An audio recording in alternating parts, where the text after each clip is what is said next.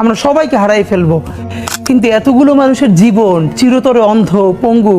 কিভাবে এটা আমি অনেকবার বলছি, ঢাকা বিশ্ববিদ্যালয়ের মসজিদ থেকে নামাজ পড়ে বেরোচ্ছে, টিআরটি ওয়ার্ল্ড একটা ছেলেকে ইন্টারভিউ করবে জুলাইয়ের আহত, তা আমাকে দেখে ওনারা কথা বলতেছে, তখন ছেলেটা শুনতেছে যে আমি এসছি, ও কোরআনের হাফেজ, মনে হয় 21 না 22 বছরের, 2 চোখ চিরতরে হারাই গেছে, আলো ফিরবে না।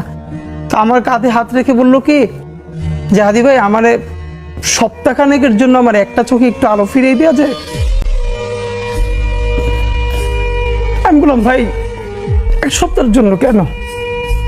বললো ভাই অন্তত আমার মারে আমার খুব একবার দেখতে মন চায়, আমার মা আমার অনেক নিষেধ করছিল অন্তরণে যাইতে, আমি ফিরে আসার সময় মারে দেখি নাই, আমার একটাবার মন চায় আমার মারে দেখি। তো যারা হাজার হাজার কোটি টাকা পাচার করে বিদেশ চলে গেছে,